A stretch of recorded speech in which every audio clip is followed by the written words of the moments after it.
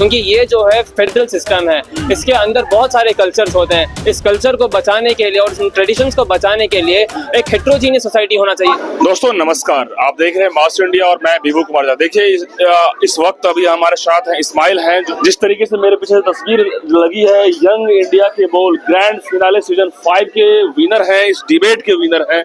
और इस्माइल जो है तमिलनाडु से बिलोंग करते हैं। सबसे पहले स्वागत है इस ग्रैंड फिनाले में, आप विनर बने हैं। जी, बहुत अच्छा फील हो रहा है। फील ऐसे हो रहा है कि बिलीव करने के लिए बहुत मुश्किल हो रहा है, बिल्कुल। लेकिन बहुत अच्छा ये स्टेज यूथ इंडिया कांग्रेस ने बना के दिया है कि हम जैसे नौजवान आके अपना जो पक्ष है वो रखें। शायद कोई पार्टी नहीं है इस वक्त जो लाके ऐसा एक मंच दे, इतने बड़े लोगों के सामने हमारा जो भी ओपिनियन है वो रखने का अपॉर्चुनिटी दिया है। इस्माइल, तैयारी आपने कैसे की? लगातार यहाँ पे ट्रायल चला, कैसे तैयारी किया? वो पहले तो हमारा जो है स्टेट लेवल पे कंपटीशन चला था। स्टेट लेवल पे सिलेक्ट होने के बाद वापस स्क्रीनिंग चला। स्टेट में 5 लोग सिलेक्ट हुए थे, फिर उसमें से एक ही को यहाँ पर पटना बुलाया गया था। पटना में आने के बाद भी मल्टीपल जो मॉक टेस्ट है वो चलता रहा। हमारा 2 दिन से लगातार तैयारी चलता रहा। हमारे आरोन भैया और जो भी टीम है, पूरी टीम ने मेहनत लगाया, बहुत सारा स्पीच को जो है रिव्यू किया, एक बार एक बैठ के मॉक इंटरव्यू करवाया, फिर हम स्टेज पे पहुंचे हैं। बिहार में आकर इतना शानदार परफॉर्म आपने किया, कैसा फील कर रहे हैं अभी? हमें बहुत गर्व फील हो रहा है, क्योंकि ये जगह है जहाँ पर से गांधी के बहुत सारे मूवमेंट चले हैं। यहाँ पर आके जीतना बहुत बड़ी बात हम लोगों को लगता है। तमिलनाडु से आप बिलोंग करते हैं, इंग्लिश में आपका स्पीच था, टॉपिक किस पे फोकस किए थे? हमारा टॉपिक संविधान पे था, कॉन्स्टिट्यूशन पे था। जिस तरीके से बीजेपी कॉन्स्टिट्यूशन को बर्बाद करने का कोशिश कर रहा है, जैसे फंडामेंटल राइट्स को डायरेक्टली नहीं इनडायरेक्टली तोड़ मरोड़ने की कोशिश हो रही है, उसके ऊपर था हमारा स्पीच। जैसे पत्रकारिता को भी आजकल आज़ादी नहीं है, उसके ऊपर था। पत्रकारिता का जो आज़ादी है वो 4th पिलर होता है डेमोक्रेसी पे, उसके ऊपर हमारा पूरा भाषण था। पवन खेरा जी भी आज पहुंचे थे आप लोग के लिए, और जिस तरीके से बिहार में चुनाव है 2025 का, और आप डिबेट में विनर बने हैं, तो क्या आपका रहेगा पक्ष?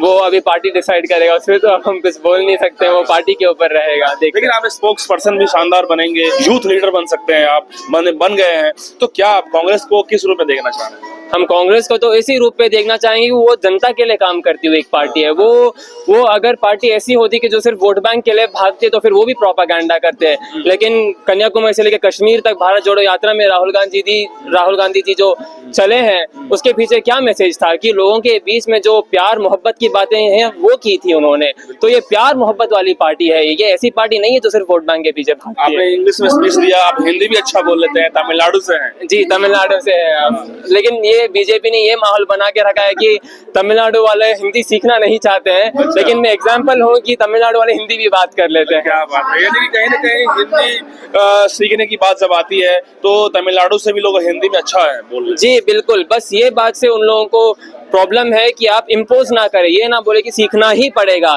लेकिन जिसको भी सीखना उनके लिए खुली छूटी है हमेशा। किसी को बैन नहीं लगाया है कि आप हिंदी नहीं सीख सकते हो, ऐसा माहौल नहीं है। जिसको जो लैंग्वेज सीखना उनको पूरा फ्रीडम दिया गया है, लेकिन इम्पोजिशन लैंग्वेज में कर दी। जी बिल्कुल, आप 7 लैंग्वेज सीख लें, 15 लैंग्वेज सीख लें, हमें कोई प्रॉब्लम नहीं है। लेकिन जैसे प्रोपागेंडा किया जा रहा है, जैसे 1 नेशन 1 इलेक्शन, 1 नेशन 1 टैक्स आया जा रहा है, वैसे 1 नेशन 1 टैक्स और 1 नेशन 1 लैंग्वेज आने का कोशिश हो रहा है। तो इसके खिलाफ हैं हम, क्योंकि ये जो है फेडरल सिस्टम है, इसके अंदर बहुत सारे कल्चर्स होते हैं। इस कल्चर को बचाने के लिए और इन ट्रेडिशंस को बचाने के लिए एक हेट्रोजीनियस सोसाइटी होना चाहिए। जो होमोजीनियस सोसाइटी बनाने की कोशिश कर रहे हैं उसके खिलाफ हैं हम। बिल्कुल, आज ही अवार्ड मिला है और शानदार तरीके से विनर का आपका पास ये शानदार गिफ्ट मिला है, तो लग रहा है कि आने वाला जो यूथ को जो है इंस्पायर होना चाहिए। क्या कहिएगा यूथ को? यूथ को डरना नहीं चाहिए।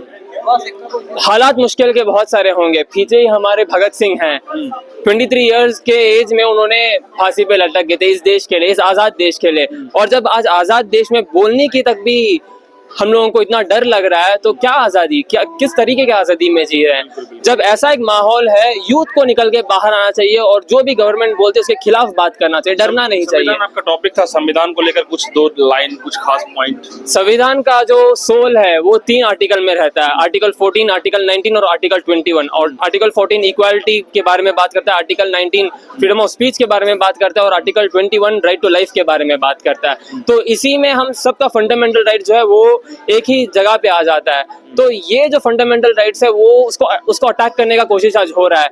इक्वालिटी तो हो नहीं रहा है, जात और धर्म में बांटे जा रहे हैं, जो राइट इक्वलिटी नहीं दिख रही है। और आज़ादी तो फ्रीडम के पास है नहीं। आप प्रेस हैं, आपको तो बेहतर पता है कि कितने सारे प्रॉब्लम्स आते हैं जब आप लिखने का या बोलने का कोशिश करते हैं, और राइट टू लाइफ कहाँ पर है, अनएम्प्लॉयमेंट में गूंज रहे हैं लोग। तो ये सब अटैक है, डायरेक्ट अटैक है हमारे फंडामेंटल राइट्स पे। बहुत बहुत शुक्रिया इस्माइल से बात धन्यवाद, करने के लिए। धन्यवाद। इस्माइल जो कि विनर है इस डिबेट शो का, और ऐसे में ये जो यूथ इंडिया का जो एक शो है, बहुत ही टैलेंटेड शो है, और ऐसे में जो पूरे देश के यूथ जब इस कार्यक्रम में आ रहे हैं, डिबेट में आते हैं, तो एक नया जो है चेहरा और नया यूथ निकल के आता है, नया स्पोक्स पर्सन निकल के आता है, नया लीडर निकल के आता है। तो ऐसे में इस वीडियो को लेकर आप क्या सोचते हैं, कमेंट बताएं। बहुत बहुत धन्यवाद।